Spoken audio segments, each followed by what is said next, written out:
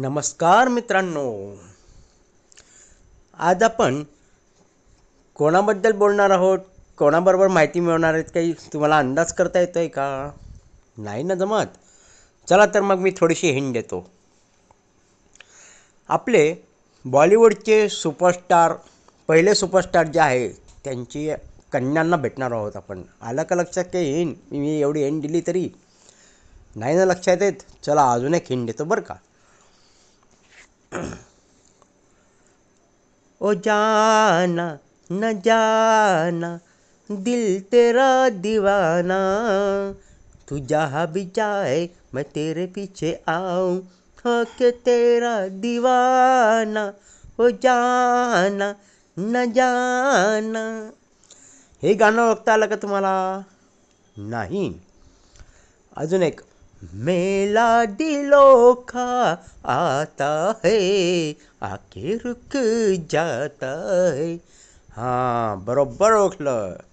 आज आपण जाणून घेणार आहोत ट्विंकल खन्ना यांच्याविषयी. ट्विंकल खन्ना यांचा जन्म 29 डिसेंबर 1974 रोजी मुंबई येथे झाला.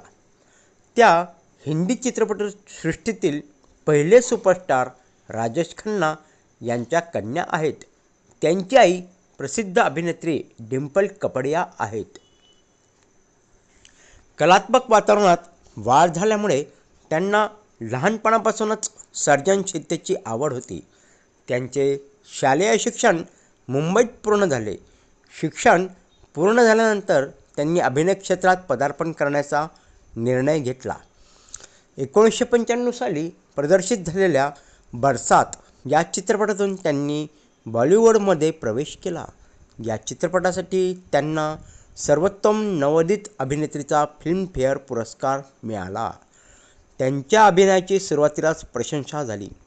यानंतर त्यांनी अनेक चित्रपटात भूमिका साकारल्या. जब प्यार किसी से होता है या चित्रपटात त्यांनी महत्त्वाची भूमिका केली. तसेच बादशाह या चित्रपटात देखील त्यांनी काम केले. मेला या चित्रपटातही त्या झळकल्या. त्यांनी विविध प्रकारच्या भूमिका साकारून आपली क्षमता दाखवली. मात्र त्यांची चित्रपटसृष्टीतील कारकीर्द अपेक्षेइतकी यशस्वी ठरली नाही. 2001 नंतर त्यांनी अभिनय क्षेत्रातून निवृत्ती घेतली. 2001 साली त्यांचा विवाह अभिनेता अक्षय कुमार यांच्याशी झाला. त्यांना एक मुलगा आणि एक मुलगी अशी 2 अपत्ये आहेत.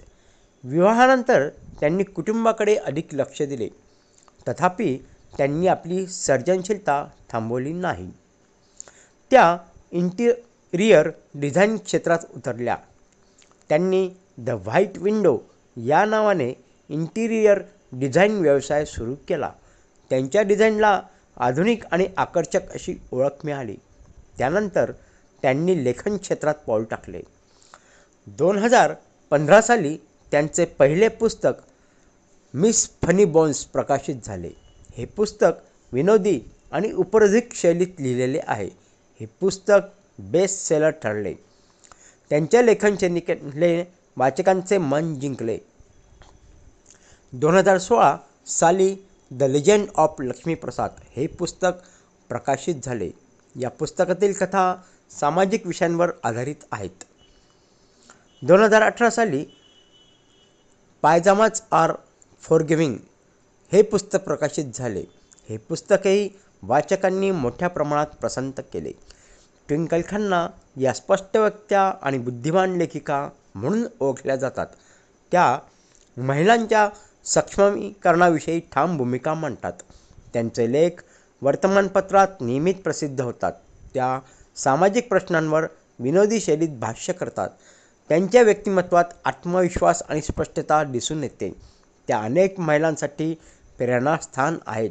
अभिनेत्री ते लेखिका असा त्यांचा प्रवास प्रेरणादायी आहे. त्यांनी अपयशाला घाबरून न जाता नवीन क्षेत्र स्वीकारले. त्यांच्या कष्ट आणि चिकाटीमुळे त्यांनी नवी ओळख निर्माण केली.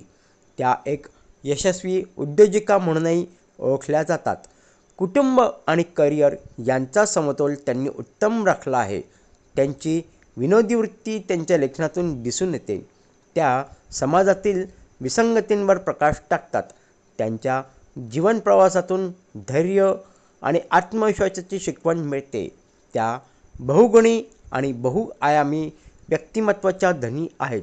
आज त्या भारतीय साहित्य क्षेत्रातील एक लोकप्रिय नाव बनल्या आहेत.